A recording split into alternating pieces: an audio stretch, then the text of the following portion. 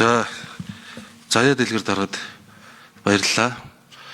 За нэр дэвшигч тухайн албан тушаал хомлогдсон тохиолдолд хийх ажил боловсрол ажлын туршлага тухайн албан тушаал тавих шаардлагыг хангаж байгаа тухайга танилцуулахыг урьж байна. За дөрөвдүгээр микрофоныг нээн үү. За төрийн байгуулалтын байнгын орооны гишүүд оролцогч та бүхэнд энэ өдрийн мэндийг хүргье. Сонгуулийн ерхий хороо бол хороо улсын хурлын сонгуул, ерөнхийлөгчийн сонгуул бүх нийтийн ард нийтийн санал асуулгыг зохион өдөртөн улс орон даяар өдөртөн зохион байгуулдаг төрийн төв байгууллага. Сонгуул нээлттэй шударга явах нь ардчлалын баталгаа болдог. Тийм учраас миний би эрх зүйч мэргэжилтэй, IT-ийн инженер мэргэжилтэй мөн төрд 20 гаруй жил ажилласан. За сонгуулийн ерхий хорооны гишүүнээр нэр дэвшээд хэрвээ томилогдох юм бол дараах зүйлүүд дээр анхаарч ажиллана. За хамгийн түрүүнд бол бүх нийтийн байх зарчим буюу эрц оролцоог сайжруулах тал дээр анхаарч ажиллана. За 2025 оны сонгуулийн ерхий хорооноос 2025 онд бол сонгогчдыг дандан судлах судалгаагаар бол 50 хүртэлх хувь нь бол тэр тухайн хаягийн байршлаас өөр газар ажил хөдөлмөр эрхэлж байгаа гэсэн асуудлаар бол сонгуульд оролцоогүй гэсэн. Бусад юм нь бол үлдсэн хувь нь бол тодорхойгүй байгаа. Тэгэхээр энэ хувийг л тодорхойлоод ямар шалтгааны улмаас сонгуульд оролцохгүй байна, эрц бүрдэхгүй, эрц их бага байгаад байна.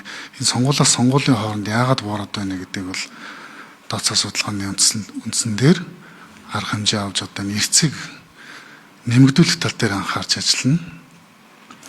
Дараагийн ээлжинд бол энэ сонгогч өөрөө чөлөөтэй саналаа илэрхийлж чадж байна уу гэдэг дээр бас анхаарч ажиллана. Өөрөөр хэлбэл хэн нэгний ятгаллага дарамтанд орж нэр дэвшигчийг дугуулах асуудал байна уу? Ялангуяа энэ орон нутагт бол тиймэрхүү асуудал байх магадaltaй байгаад байгаа. Улаанбаатар хотод бол харьцангуй хэн нэг ямар намаа хэн санал өгөх үү гэдэг ойлголт бол харьцангуй гайгүй байдаг. За дараа нь бол энэ сонгогдох эрх буюу сонгогдох эрхийг хангах тал дээр бол анхаарч ажиллана. Өөрөөр хэлбэл дэгш гараанаас ижил тэнцүү өрсөлдөх боломжийг нь бол хангаж ажиллана.